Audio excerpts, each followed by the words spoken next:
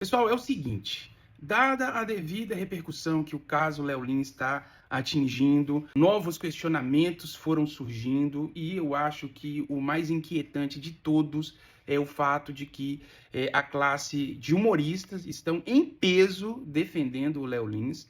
E quando eu falo em peso, gente, eu estou englobando aí até aqueles que talvez, né, para quem está imaginando que esse conflito aí ele tem uma origem política, eu posso até dizer que sim, tem um fundamento político, mas a defesa dos humoristas ao Léo Lins, ela transcendeu essa questão política. Por que eu digo isso? Porque tem muito humorista de esquerda, que tradicionalmente ele pode ser muito bem encaixado dentro do espectro político da esquerda, que também está defendendo o Léo Lins. Então, assim, é uma situação inquietante, né? Por que que isso está acontecendo? Por que os humoristas estão em peso defendendo o Léo Lins?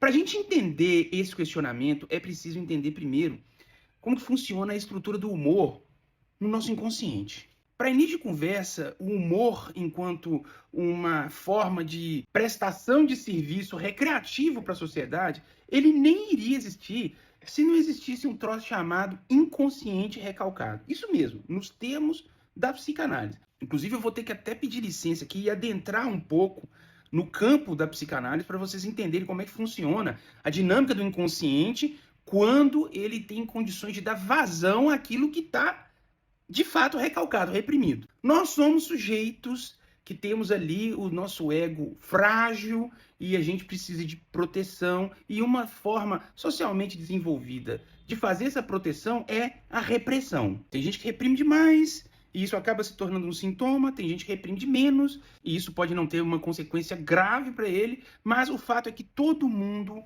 tem esse troço chamado de inconsciente recalcado. Como é que ele funciona? Vamos supor que você está numa situação de conflito com um agente X ou Y e você se ferrou nesse conflito aí, nessa contenda, e você vai ter que engolir, você vai ter que reprimir. Você vai reprimir isso aí. Só que a própria sociedade desenvolveu formas de você dar vazão a isso que está reprimido. Algumas pessoas preferem fumar uma maconha, outras pessoas preferem tomar um golo, outras pessoas gostam de ouvir uma música e ouvir assim de uma forma bem visceral, uma imersão, e tem gente que gosta de ir para show de humor. Agora, o show de humor, eu, dentro da perspectiva do inconsciente recalcado, para mim ele é o mais eficiente de todos, porque é ali naquele momento a pessoa que você teve o conflito vai ser chacoteada ali. O humor é sobre ofensa, gente, é sobre ofensa a agentes materiais da sociedade. Digo material dentro da dicotomia material e imaterial mesmo, porque não tem como você fazer piada com abstrações, não tem como você fazer piada com a coisa imaterial. Só dá para fazer piada com quem está aqui no fluxo, e se você também está no fluxo, às vezes aquela pessoa que está sendo alvo da piada foi a pessoa que você teve um conflito na vida. Então você vai rir, porque é um momento onde você vai estar simbolicamente passando a mão na bunda daquela pessoa. Não existe humor sem o inconsciente recalcado e a ofensa a esse agente que criou esse recalcamento. Eu acredito que todos os humoristas que estão defendendo o Léo Lins têm conhecimento dessa estrutura. Eles leram livros de técnicas, como funciona o stand-up. Lá eles tiveram acesso a conceitos como punch. Punch, que em inglês significa murro, soco. É aquele momento mais inusitado da piada que vai fazer você ter explosão de gargalhada. Vai ser a resposta da vazão àquilo que está recalcado. Então eles entendem essa estrutura e, uma vez que eles compreendem que a ofensa, que é algo típico da piada, está se tornando objeto de processo judicial e condenação, isso gerou um alarde neles. Eles podem pensar que essa coisa vai expandir e chegar até onde que é o foco de ofensa deles. Agora, o que esse pessoal não está entendendo é o seguinte: a gente está passando por uma espécie de revolução na justiça social. As pessoas, né, os agentes envolvidos nisso estão conseguindo transformar aquilo que estava no campo da consciência em política pública, em leis. E o que fundamenta essa revolução é o seguinte: olha, tudo bem que a comédia é sobre ofensa. A gente está bem resolvido com isso. Mas aqui, que tal deixar de fora aquelas pessoas que já são ofendidas pelo simples fato de existir? As minorias sociais, sexuais, elas já vivem com esse fardo nas costas. Então, assim, elas já vivem sendo ofendidas pelo simples fato dela estar aí no mundão, no rolê. Então, assim, a essência deles, né, o eu no mundo dessas pessoas já são alvo de ofensas, e aí nem é de forma recreativa, com forma de escape, não, é pelo simples fato de existir. E eu posso afirmar para vocês que esse tipo de movimento, essa revolução que está acontecendo, ela aconteceu primeiramente no campo da consciência. Então foram feitos inúmeros debates, os movimentos negros, os movimentos das minorias se organizaram politicamente, empreenderam debates, chegaram a determinados fins.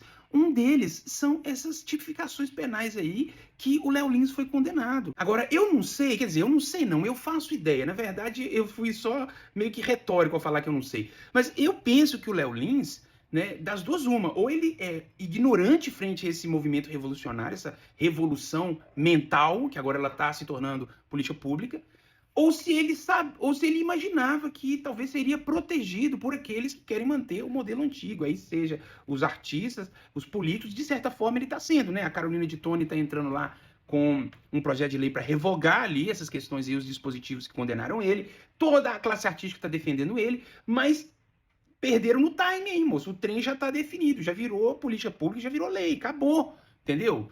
Então, o que resta é o seguinte, refletir sobre o atual zeitgeist, o espírito do tempo, entender que piadas que fazem, né, a ofensa com as minorias elencadas, aí já tipificadas, vão ser piadas que terão inevitavelmente essa consequência, refletir sobre isso e, gente, o Léo Lins, ele é um humorista que ele tem condições de fazer piadas com os opressores, e a piada ser boa, porque ele é um bom humorista. Eu não posso negar que o Léo Lins é bom, não posso negar. Ele entende, ele inclusive, ele é forjador do humor, ele escreveu livros sobre isso, ele aborda essa estrutura que eu falei no livro dele. Inclusive tem gente refutando o Léo Lins com esse livro dele, porque lá ele assume. Não é personagem, não. Esse papo de personagem é estratégia de defesa, gente. A piada é sobre ofensa, é essencialmente sobre ofensa. Então não tem essa de personagem, vamos ser sinceros. Custa ser sincero? Agora, vamos estabelecer isso. Vamos fazer piadas, com exceção desses e desses grupos aqui que já sofrem diariamente, já são ofendidos, assim, desde o berço, pelo simples fato de existir. Cara, é difícil ter compaixão, é difícil ter empatia. Será que é difícil? Será que pro Léo Lins vale a pena, não? Ah, que se dane isso aí, cara. Olha, o meu show tá lotado. É massa por causa da polêmica, é massa porque, né, vai viralizar. Porque, de fato, a coisa ela é problemática, até dentro do ponto de vista criminal. Então, vamos lá, vamos dobrar a aposta mesmo. Eu acho que isso deve passar na cabeça dele, cara. Né? Eu falei isso no vídeo anterior, né? Ele dobrou, triplicou a aposta. Ele passou a ter uma identidade enquanto um transgressor, já sabendo que tem tipificação. Ele já sabia disso. Eu acho que tem situação, participação dele no Danilo Gentili, com o advogado dele, onde ele já falava lá, ele falava do racismo recreativo, cara. Eu vi ele falando numa entrevista sobre isso. Na hora que eu estiver editando aqui, se eu conseguir achar, eu até vou colocar o trechinho para vocês verem. O Léo Lins já sabia que ele estava correndo risco, ele pagou para ver. Então ele foi de arrasta, né? Foi de arrasta. E aí a gente pode discutir questão de prisão, talvez só a multa seria suficiente. Aí isso tudo aí é discutível. Mas eu acho um absurdo negar que a gente está passando por uma reformulação, uma revolução mental, onde a gente está tentando reparar, né, pelo menos dentro da perspectiva do símbolo, daquilo que a gente pode reparar imaterialmente, essas questões aí que as minorias incorrem, né? Então, basicamente é isso. Eu acho que agora eu posso encerrar esse assunto e dormir tranquilo. Ficamos por aqui, até o próximo.